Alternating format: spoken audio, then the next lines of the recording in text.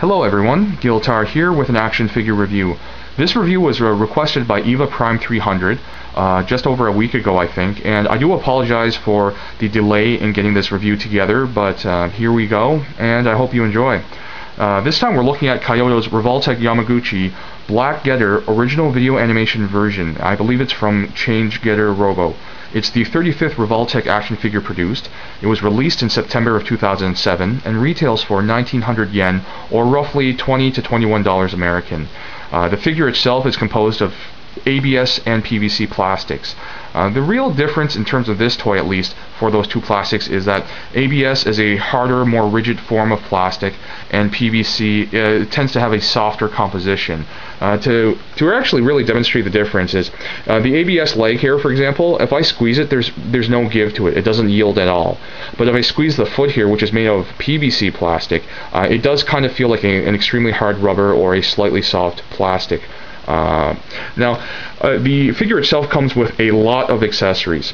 First of all, we have this action stand here, which is wonderful because, first of all, Black Getter on its own has a very difficult time in standing in varied poses. You can only stand in a few poses, and if you try to deviate from those poses, it tends to sort of basically fall over. So the stand can actually facilitate a support in that it has two pegs here, which can go into these circular ports at the bottom of the feet. And as I had it earlier, I'll just peg it into this first spot, and then Black Getter has no problem standing and it won't fall over.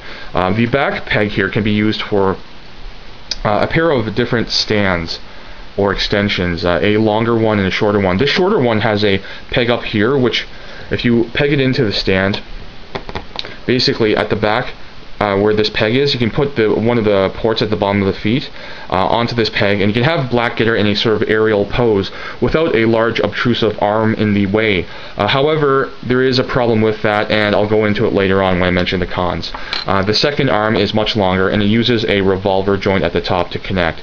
And as I've mentioned in a past Revoltech review, the revolver joint is kind of like a combination peg ball joint with a ratchet component in the center, so that you can hear that this ratchet joint provides a very strong joint that will not degrade over time, but if you use it a lot, you will degrade the ratchet sort of gears on the inside.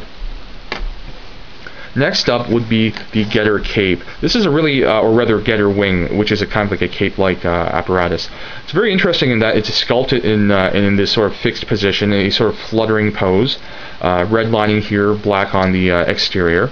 And it only clips on to the back through friction, so it doesn't hold on that greatly unless I'm putting it on wrong. But that's the only way I can figure out how to get this attached to the figure. So if one of you guys knows any better than me, please let me know in the comment section. Another pair of accessories that really, they're not accessories in that you can really do much with them, but you just basically connect them to the figure, which is this clip of shotgun shells, red paint, sort of gold paint for the top of the caps, very nicely detailed.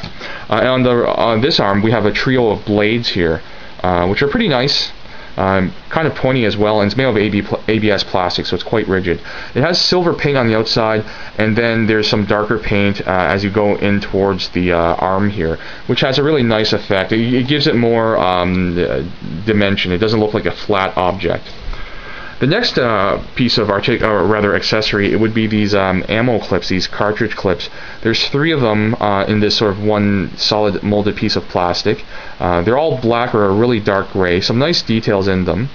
And on the top we have gold paint for the sort of exposed bullets. And you have a pair of these. They go onto the torso right here where you see a circular port, and they just basically peg in. The other one's right here. Now moving on to the hands. This figure comes with 4 pairs of hands for 8 hands in total. We'll start off with these sort of clutching pose hands, which are pretty nice for sort of an aggressive looking pose. Next up are a pair of fists, left and right, with the knuckle spikes extended, which look pretty intimidating if you ask me.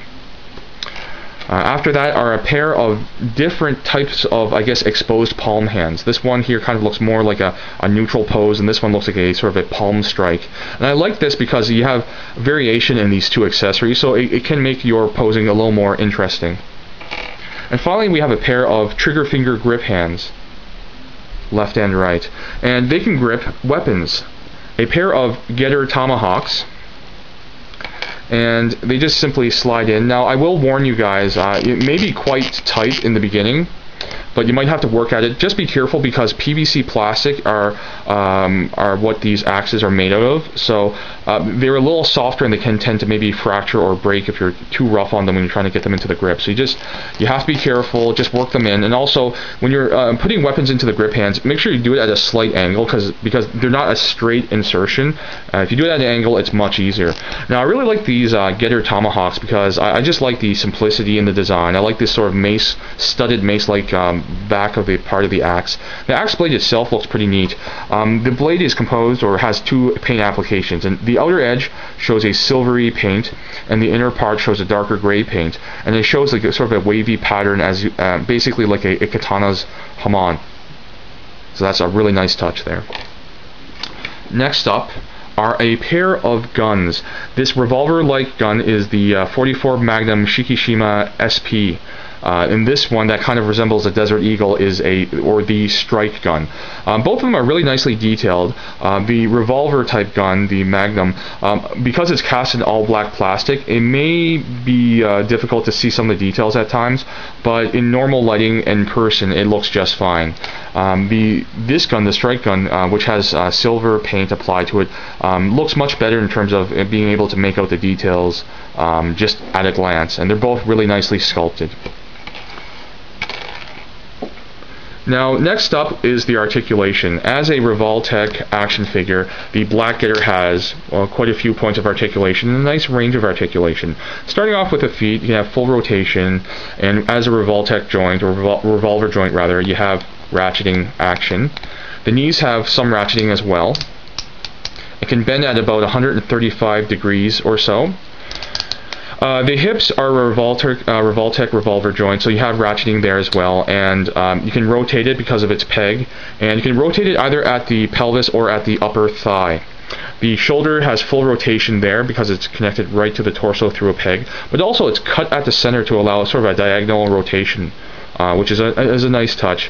The elbow itself is a simple 90-degree bend.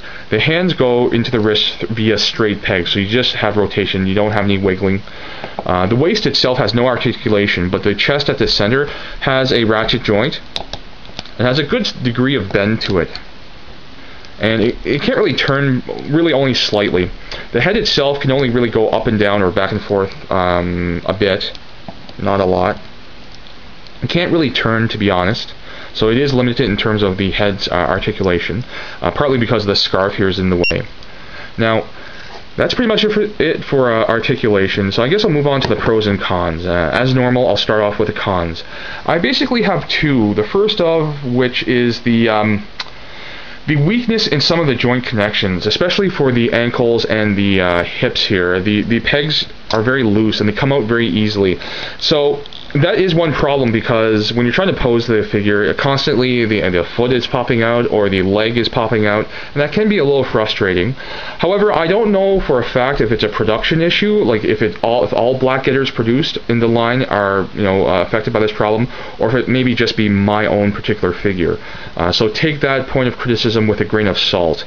The second con is simply that it can't stand on its own, and it's because of the feet. They're too small, and because it's accurate to the design of the Black Getter in the anime, it's supposed to have small feet. So luckily, though, that con is negated by this stand, and I don't mind having a stand here.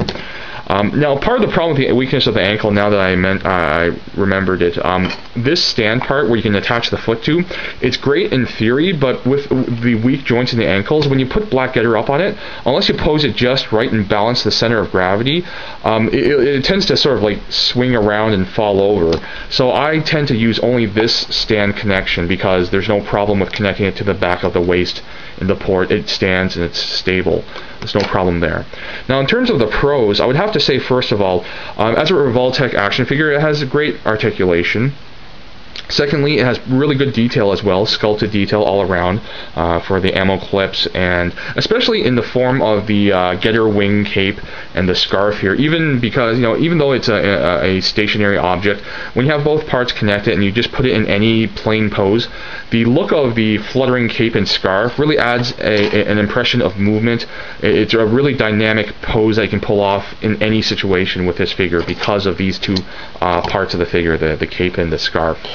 I also really like the look of Black Getter. The normal Getter Robo looks fine, but I think the Black Getter has this sort of aggressive edge to the design with the blades on the arms, the black darker coloring, even the weapons, for example, and the cape. Everything just comes together in a very sort of really nice looking, dark character.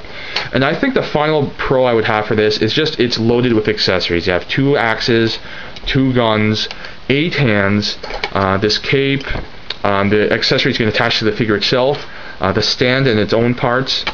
And so, you're really not lacking for the bells and whistles in this action figure. So overall, I definitely would recommend it if you can find it. So I hope you guys enjoyed this review and got something out of it. Thank you for watching, and I'll see you guys next time.